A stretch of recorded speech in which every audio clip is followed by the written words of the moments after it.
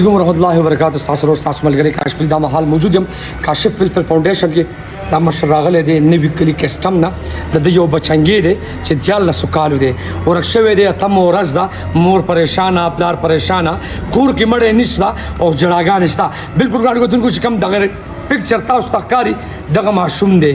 او کور کې ورته مور انتظار کوي لار ورته انتظار کوي خپل خاندان ورته انتظار کوي کچا ته هم معلومات وي نو بالکل په دغه کانټیکټ نمبر رابطه ساتلی شي والد صاحب را سره موجود دی دا راته ووایه څو ورځې وشوې ها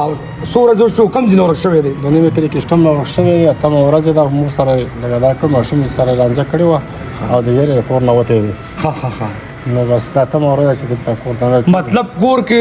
جګړه وکړو د هغې د وجې کور نه ووتو بس کور کې ورته مور ویلي چې یاره پلار دې راشي خوښ به دې شي ښه پلار دې راشي خوښ به یې شي د هغې د وجې کور نه ووتو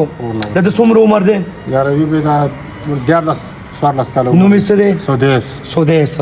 بالکل ګرانو کتونکو نن سبا داسې معاشره ده چې خپل پلار یا خپل مور به زوی ته هم خبر نشي کولی هغه زوی ته زه وایم که دا ویډیو ګوري راشه بچې کور کې مور ګورې جاړي کور کې پلار جاړي خفګان خو به ډېر دی اتمه ورځ د خوب مو په ني خوبونه دې حرام شوي دي څه وایې زوی ته که دا ویډیو ګوري بس دا یو چې کور ته راشي واپس کور ته راشي په مور به څه تېرېږي سخته ښه سخته سخته تېرېږي که نه نه روټۍ خوري نه چیز کی نه بس همداسې ناست دی لکه بس هسې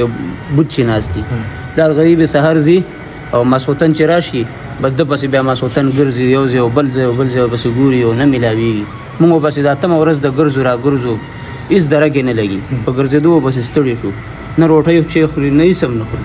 پلار هم دغسې دی مور هم دغسې ده کور کې ماشومان ټول بالکل الله دې رحم وکړي نن سبا داسې ټایم دی چې بچي ته به هم خبره نشي کولی یاره دغه زوی ته زه ریکویسټ کوم که دا ویډیو ګوري یا دغه ماشوم چا سره وي نو پلار سترګو کې اوښکې لري که څوک هم دا ویډیو ګوري زیات نه زیات شیر کړي چې د پلار سترګو کې دا اوښکې ختم شي او هغه بچي ته زه ریکویسټ کوم هغه ماشوم ته زه ریکویسټ کوم چې بچې راشه پلار جاړي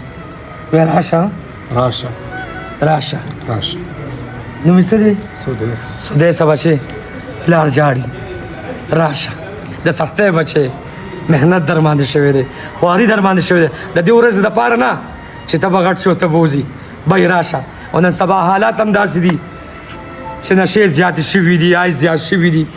هر ځای کې نشې تماشې دي نو ریکویسټ درله کوم که چېرته سی لاسونو ته ورغلي نو په دغه کانټیکټ نمبر رابطه وساتئ دا پکچر به تاسو ته هم ښکاري دغه واټساپ نمبر هم دی په دغه رابطه وساتئ چې د پلار سترګو کې اوښکه پاکه شي کور کې مړې نشته او جړا شته دغه څه ده که نه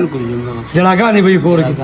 بالکل کور کې جړا ده ویر دی خفګان دی نو بالکل ګرانو کتونکو پښتنو ویډیو زیات نه زیات شیر کړئ چې د یو مور د سترګو تور پیدا شي او هغه مور خوشحاله شي دا پلار سترګو کې اوښکه لري د دې زوی دپاره چې دغه زوی راشي او دا پلار خوشحال شي یو جهان مننه ګرانو کتونکو خوشحاله اوسئ آباد اوسئ کامیاب اوسئ چې تاسو زموږ چینل ګورئ او زموږ ویډیو سپورټ کوئ ډېره مننه